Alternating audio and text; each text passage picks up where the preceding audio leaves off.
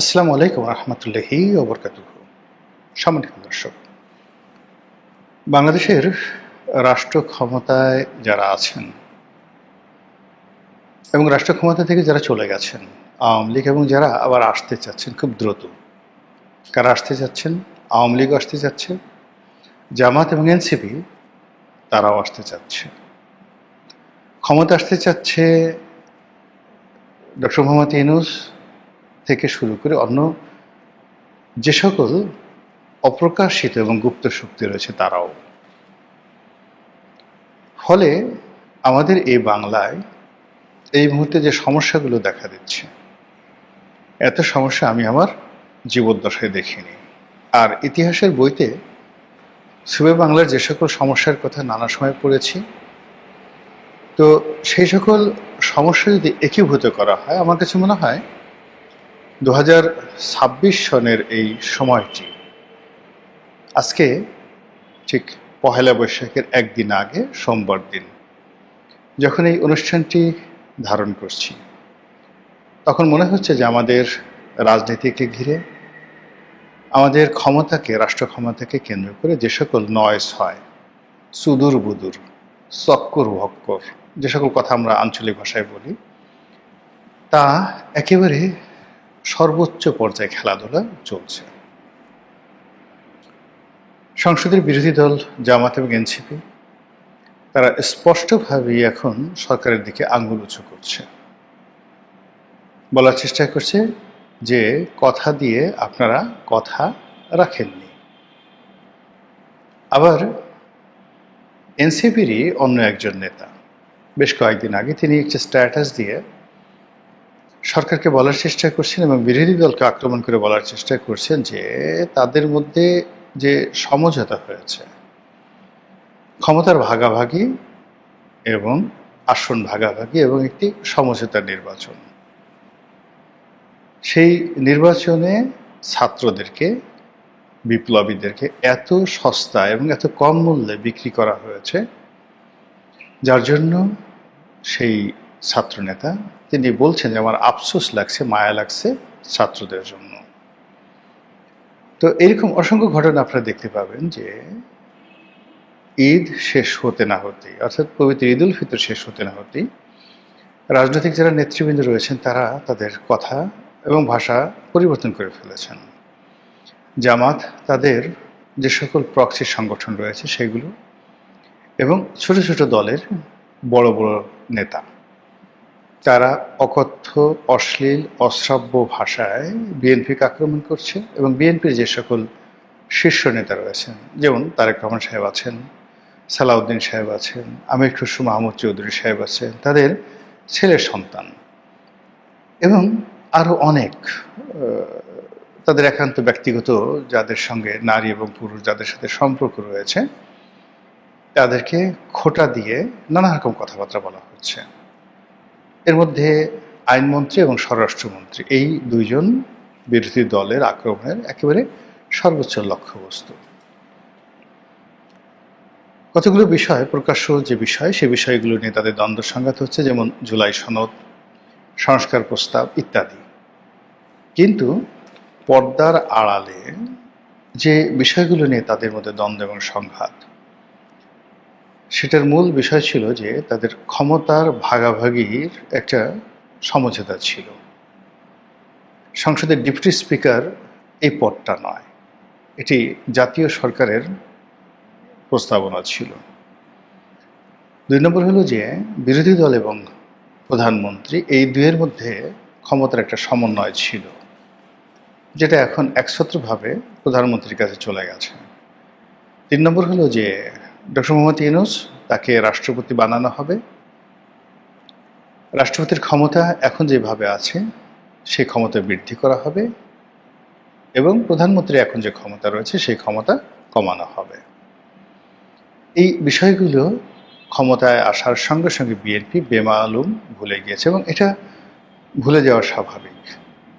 এই বিষয়গুলো নিয়ে যখন তর্ক হচ্ছিল, বিতর্ক হচ্ছিল, আলোচনা হচ্ছিল, ঐক্যমত্য কমিশনের নানা রকম বৈঠক হচ্ছিল, খুব হাতে গোনা অল্প কয়েকজন মানুষ আমরা বলেছিলাম যে এগুলো বিএনপি মানবে না।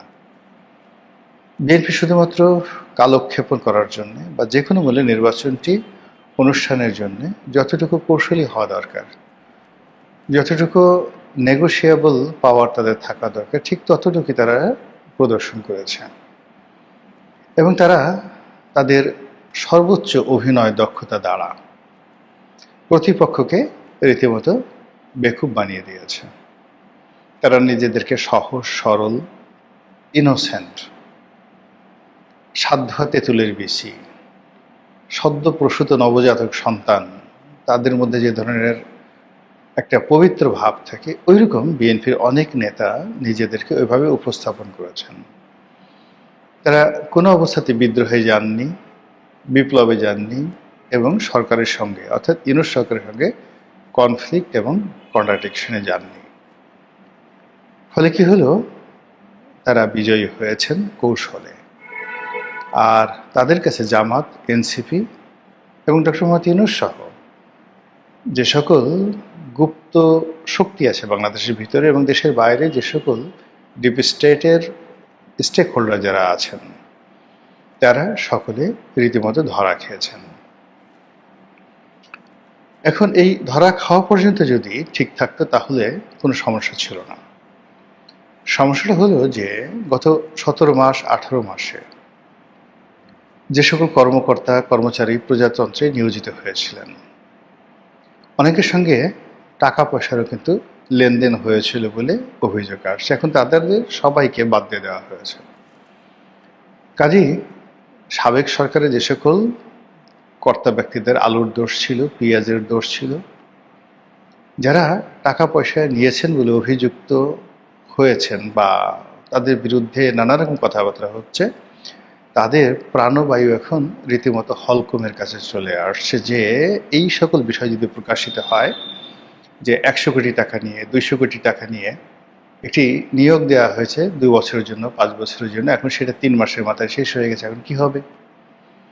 আর বড় বড় পদে যে নিয়োগগুলো দেওয়া হয়, সেই নিয়োগগুলো দেওয়ার ক্ষেত্রে বড় বড় ব্যবসায়ীরা জড়িত থাকে, কর্পোরেট হাউস জড়িত থাকে, বিদেশি সংস্থা জড়িত থাকে। আপনি ধরুন বাংলাদেশ ব্যাংকের গভর্নর কথাই ধরি, তো বাংলাদেশ ব্যাংকের গভর্নর পদে যদি আহসান এস মনসুর, আমি বলছি না, জাস্ট একটা যাকে বলা হয় আপনাদেরকে বোঝানোর জন্য, যে আহসান এস মনসুরকে যদি কোনো ব্যাংকিং গ্রুপ, ব্যবসায়ী গ্রুপ, কোনো পক্ষ তাকে নিয়োগ দিয়ে থাকে, সেই নিয়োগের পেছনে যদি একটা বিরাট লেনদেন থাকে, এখন আহসান এস মনসুরকে ইমিডিয়েটলি সরিয়ে দেওয়ার ফলে কি হলো, যারা এই সেক্টরে বিনিয়োগ করেছে তাদের মাথায় হাত পড়েছে। এখন তারা যদি এই বিষয়গুলো বলে দেয় যে অমুককে আমরা এত টাকা দিয়েছি, তাহলে তো অনেক মানুষের মুখোশ খুলে যাবে। এবং এটা বাংলাদেশে খুব অহরহ হয়ে গেছে এই কারণে যে এই বিষয়গুলো আওয়ামী লীগ জমানাতে হতো। আমার এক বন্ধু হঠাৎ করে দেশের একটা সবচেয়ে বড় ব্যাংকের ম্যানেজিং ডিরেক্টর হয়ে গেলেন। তো তিনি আসলে অনেক দিন আগে একটা ছোট ব্যাংকের এমডি ছিলেন। তো তার টার্গেট ছিল যে মোটামুটি একটা ভালো ব্যাংকে যদি তিনি সরকারি ব্যাংকে এমডি হতে পারেন, এতেই তিনি হ্যাপি। কিন্তু হয়ে গেলেন অহলনে ছাড়েন বাংলাদেশের সবচেয়ে বড় ব্যাংকের এমডি। তো আমি আমার সেই বন্ধু, তার আর একজন ঘনিষ্ঠ বন্ধু, তার কাছে জিজ্ঞাসা করলাম ব্যাপারটা কি, কিভাবে হলো। তখন সেই যে এমডি নিয়োগের জন্য ব্যাংকিং সেক্টরে আওয়ামী লীগ জমানাতে যে সিন্ডিকেটটা ছিল, এবং সেই সিন্ডিকেটে বিভিন্ন ক্ষমতাধর ব্যক্তির আত্মীয় স্বজন, ছেলে মেয়ে, তারা যে জড়িত ছিল এবং এই ব্যাংকের একটা এমডি পদে নিয়োগের জন্য কি পরিমাণ টাকা সেখানে ঘুষ লেনদেন হয়েছে, এগুলো বললে আপনাদের মাথা খারাপ হয়ে যাবে। এবং এই টাকা আমি আমার সেই বন্ধুটিকে জিজ্ঞাসা করলাম যে আপনি কেন এই কাজ করলেন, সারাটা জীবন আপনি ভালো থেকেছেন, কেন এই কাজ করলেন, টাকা পেলেন কোথায়? তো তিনি বললেন যে এরকম বিভিন্ন ব্যবসায়ীরা এই টাকাটা দিয়েছে। এরকম অবস্থা যদি একটা কমার্শিয়াল ব্যাংকের ক্ষেত্রে হয়, সরকারি, তাহলে বাংলাদেশ ব্যাংকের ক্ষেত্রে কি হতে পারে? ইসলামী ব্যাংকের ক্ষেত্রে যদি কোনো ডিল হয়ে থাকে, কিংবা ধরুন এস আলমের যে ব্যাংকগুলো, 4টি ব্যাংক এবং প্লাস এক্সিম ব্যাংক, এই 5টি ব্যাংক মিলিয়ে যে সম্মিলিত ইসলামী ব্যাংক করা হলো, এখানে কত টাকা ডিল হয়েছে, এই বিষয়গুলো নিয়ে যারা ডিল করেছেন তারা, যারা ক্ষতিগ্রস্ত হয়েছেন তারা, যারা বিনিয়োগ যাকে বলা হয় করেছেন তারা, এবং পরিবর্তিত পরিস্থিতিতে যারা আবার নতুন সিন্ডিকেটের মাধ্যমে টাকা কালেকশন করার চিন্তা ভাবনা করছেন, তাদের মধ্যে যে কনফ্লিক্ট অফ ইন্টারেস্ট, সেই ইন্টারেস্টে খুনোখুনি হয়ে যেতে পারে। আমাদের দেশে নারী নিয়ে, ক্ষমতা নিয়ে এবং অর্থ নিয়ে বেশিরভাগ মামলা মোকদ্দমা হয়, এবং আন্ডারওয়ার্ল্ডের যে মারামারি কাটাকাটি খুনোখুনি যা কিছু হয় সবই কিন্তু এই অর্থ সংক্রান্ত।